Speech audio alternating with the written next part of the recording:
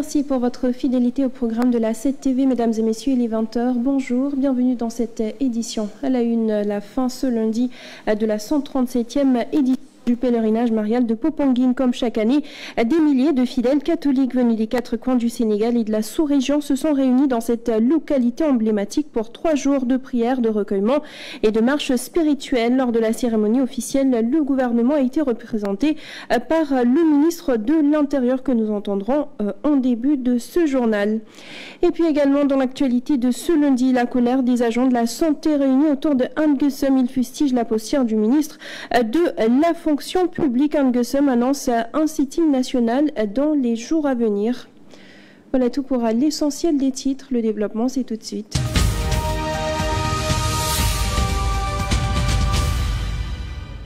Et nous le disions à l'instant, pèlerinage marial de Popenguine pourra commencer dans une ferveur renouvelée. Des milliers de pèlerins venus du Sénégal, de la sous-région et d'ailleurs se sont retrouvés à Popenguine pour célébrer la 137e édition, placée sous le signe du jubilé de l'espérance. Cette rencontre spirituelle a été une communion profonde entre les églises du Sénégal et de la Mauritanie. La messe solennelle ayant démarré hier a été célébrée par Monseigneur Victor Ndione. Il a été aussi le président de l'Eucharistie festive ce lundi. La 137e édition du pèlerinage marial est placée cette année sous le thème Marie, Mère de l'Espérance, marche avec nous. Cette édition a mis à l'honneur le diocèse de Nouakchott. Et le ministre de l'Intérieur, Jean-Baptiste Tine, a été présent à la célébration officielle pour représenter donc le chef de l'État à l'occasion. Il a réaffirmé l'engagement de l'État à poursuivre les travaux d'extension du sanctuaire. Il a également salué la présence de l'Église au dialogue national. Le thème retenu cette année, Marie, Mère de l'Espérance, marche avec nous, est porteur d'un message puissant. Il nous interpelle sur notre responsabilité individuelle et collective à maintenir l'espérance vivante dans un monde en mutation. Le pèlerinage national de Popenguine demeure un creuset du vivre ensemble, du dialogue interreligieux et de la paix. Il est sans conteste une source d'inspiration pour bâtir notre nation, une nation forte et unie, ancrée dans des valeurs de tolérance et d'harmonie. L'édition 2025 du pèlerinage intervient au lendemain des journées nationales du dialogue sur le système politique. À cet égard, il convient de saluer la posture sage, constructive et constante de l'Église, toujours en faveur de la justice, de la paix et de la démocratie. Dès lors, il nous appartient de poursuivre cette dynamique de stabilité par la prière et l'engagement citoyen. Et lors de la cérémonie officielle, toujours, l'archevêque de Dakar, Monseigneur André Gueye, a remercié l'État pour sa collaboration avec l'Église. Il a ainsi appelé toutes les composantes de la nation à sceller un pacte d'unité pour un Sénégal de paix. À l'instar de l'Église, il invite à cultiver l'espérance pour bâtir, dit-il, la société. Il nous faut chefs religieux et régulateurs sociaux, hommes politiques de tous bords, acteurs de la société civile, patronat, organisations de jeunes et de femmes, syndicalistes et leaders d'opinion. Il nous faut susciter l'espérance, pour ne pas dire ressusciter l'espérance. Sceller un pacte d'unité, de réconciliation et de paix pour bâtir le Sénégal de nos rêves. Et dans cette aventure heureuse de construction de notre pays, sur des bases solides et justes, l'Église, vous l'avez dit, monsieur le ministre, sera toujours au rendez-vous, puisqu'elle est experte en humanité, selon la belle formule du pape Paul VI, car elle reste solidaire des joies et des peines des hommes et femmes de notre temps. La paix, affirmait le pape Saint Paul VI, s'affirme seulement avec la paix. Nous tenons à cette laïcité, parce que fondamentalement, la laïcité fait l'identité singulière de notre jeune démocratie. Et effet spécial, cette année, l'événement a été marqué par la présence exceptionnelle de Monseigneur Victor Ndione, évêque du diocèse de Nouakchott, qui était l'invité d'honneur. Il a présidé la grande messe de ce lundi, délivrant à cette occasion une homélie saisissante sur les maux du monde et l'appel à la foi active. C'est la Vierge Marie, mère de l'Église, qui est célébrée en ce lundi de Pentecôte. hôte de la 137e édition du pèlerinage marial de Popenguine, Monseigneur Victor Ndione, a prêché Marie, celle qui ne peut jamais laisser ses enfants. Nous ne louons pas suffisamment Dieu si nous nous taisons sur la mer de son Verbe incarné, comme le dit Saint Bernard. En la suivant, on ne dévie pas. En la priant, on ne désespère pas. En pensant à elle, on ne se trompe pas. Si elle te tient par la main, tu ne tomberas pas. Si elle te protège, tu ne craindras pas. Si elle est avec toi, tu es sûr d'arriver au but. Le pasteur de Nouakchott a lui-même honoré sa communauté diocésaine. Il a également salué l'entente entre musulmans et chrétiens. Votre présence à chaque édition du pèlerinage est le signe éloquent de l'entente et de l'amitié profonde qui unissent les adeptes de l'islam et du christianisme ici au Sénégal. Cette entente, devenue un modèle à l'échelle mondiale, traduit de manière concrète ce respect mutuel et cette amitié sincère, si magnifiquement soulignée dans le Coran, comme en attestent ces mots de la sourate Al-Maïda, la sourate 5. Monseigneur Victor Ndione exhorte les fidèles à rester avec Marie en toutes circonstances, à prendre aux côtés d'elle, à dire oui aux imprévus de Dieu. La première en chemin, Marie, tu nous entraînes à risquer notre vie aux imprévus de Dieu.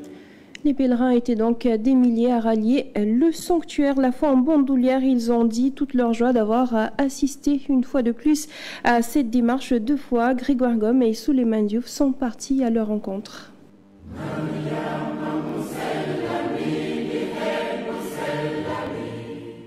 Lundi de Pentecôte, les fidèles convergent toujours vers ce tout nouveau sanctuaire marial pour assister à la messe. Mais en arrivant ici, sur les lieux, le constat est le même. Des fidèles remplis de joie, mais aussi de bonheur, qui nous racontent aujourd'hui ce que c'est être chrétien, mais ce que c'est aujourd'hui de venir assister à une messe de Pentecôte. Je pense que moi man luma sonn damay dem mes maa ngi ba may dox sànq ba tey dama doon soxla mais quand même damay ñëw prière parce que moo ma fi indi. instant bi dama kontaan ndax joie bu may yëg nii si biir Popenguine bi man kese maa ko xam. mbégte bi yaatu na ñu koy partagé di ko yëg ak doole. ko dund. waaw ak mbégte rek. mbégte bi rëy na voilà les grâces de maman Marie di ko gërëm di ko sant rek ci li mu ñuy defal chaque année ay ati at. boo ñëwee ñaan say aajo ci tànku Mariama da ngay gis ne day faju. C'est un grand plaisir, c'est une grâce également d'être présent déjà. Donc à l'entame de mes propos, remercier le Seigneur pour un pèlerinage digne de nom. Il y a beaucoup de personnes. Au-delà de cette joie de venir faire partie de cette communauté chrétienne-là, mais surtout de cette joie-là d'être venus au pied de Notre-Dame de la Délivrance, ces fidèles aussi ont un mot pour la très sainte Vierge Marie, surtout en cette année jubilaire de l'Espérance. À la Vierge Marie, de me donner la grâce, la réussite et le bonheur. Affirmatif, l'année de l'Espérance, une année de paix et de joie. Voilà, donc que le Seigneur nous donne grâce et bénédiction tout au long de cette année. Maria, je koy remercier rek mu gën ñu bàyyi fii waaw ñëpp ñu ko fekk ay at. Voilà en quelques mots cette joie qu'on a pu ressentir sur ces visages, mais aussi dans ces voix. Des fidèles venus avec la foi en bandoulière, mais surtout dans cette ferveur-là, avec beaucoup de discipline, venus aujourd'hui accomplir ce pèlerinage. Donc c'était tout pour ce qui est de cette 137e édition au niveau du sanctuaire marial de Popenguine. Ces fidèles donc qui viennent avec joie, mais aussi qui repartent avec beaucoup de joie, mais aussi beaucoup de fierté. C'est ça aussi être chrétien.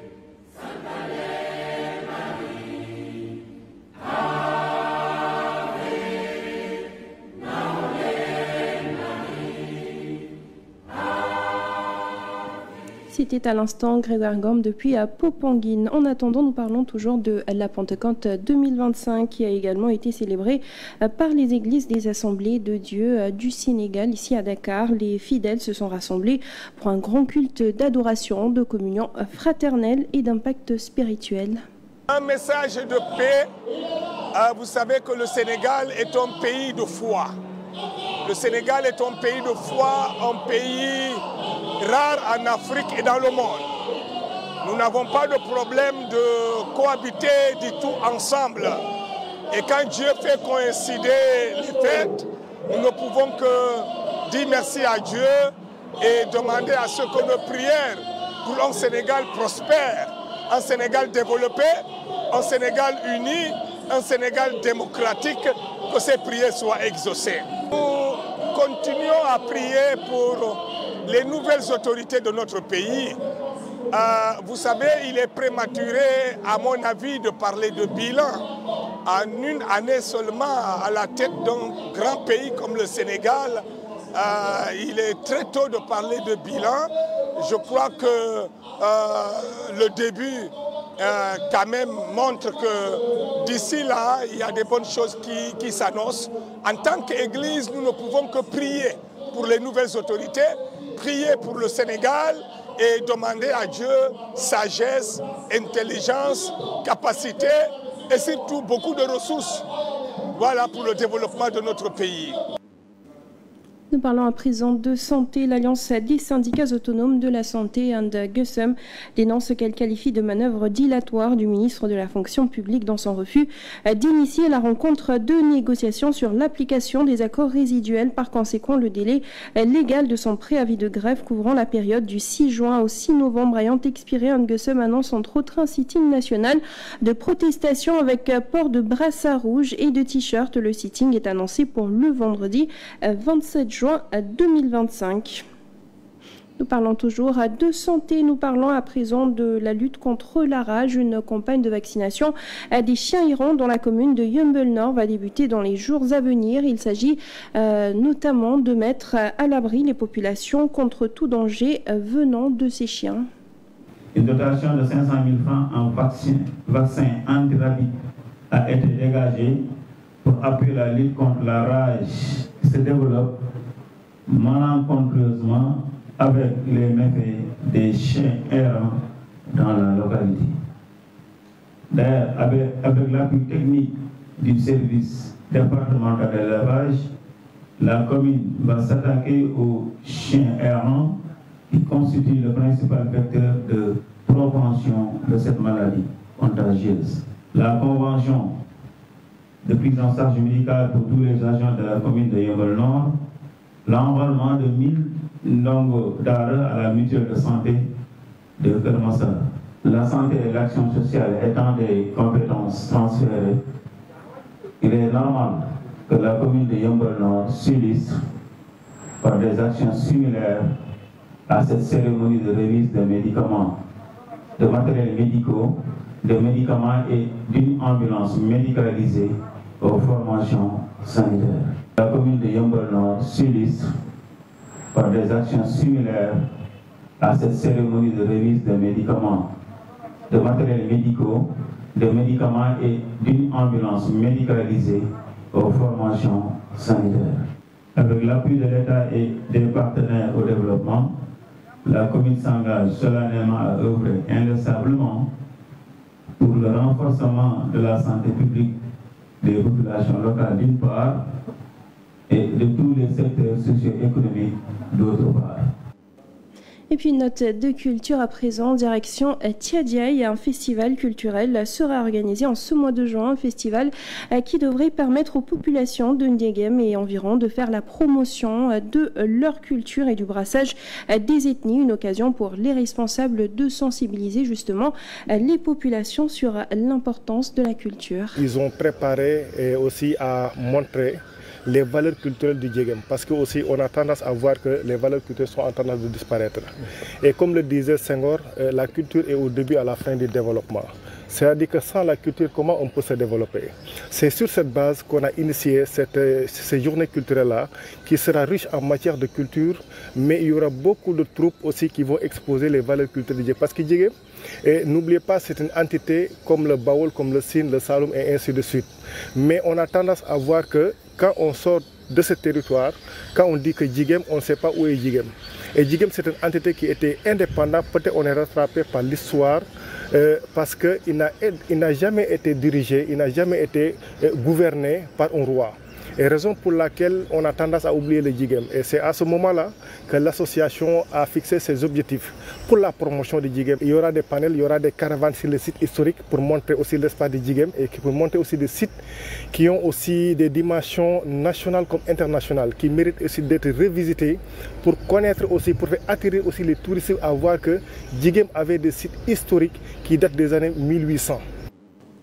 Et puis actualité à l'international très rapidement avec ce drame survenu à Manchester. Pour commencer, un jeune Sénégalais de 14 ans a été victime d'une agression au couteau vers 17h heure locale. Selon les premiers éléments de l'enquête, une fille de 14 ans et une femme de 37 ans ont été les premières personnes à être arrêtées, soupçonnées d'avoir aidé les meurtriers. Peu de temps après, deux jeunes de 14 et 16 ans ont été arrêtés, soupçonnés d'avoir poignardé à mort Ibrahim Masek.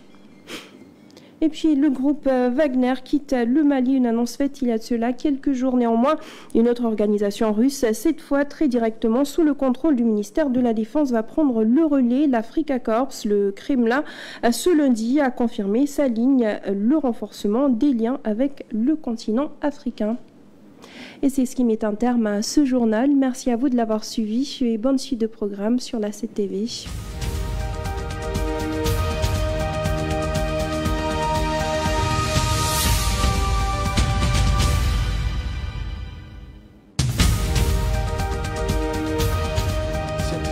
Votre chaîne préférée vous suit partout et vous pouvez la suivre presque sur toutes les plateformes. Sur la TNT, cette TV est au canal 10.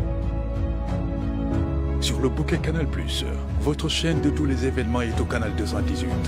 Cette TV est également disponible sur le bouquet orange de la TVO au canal 10. Cette TV, la télé qui nous ressemble et nous rassemble.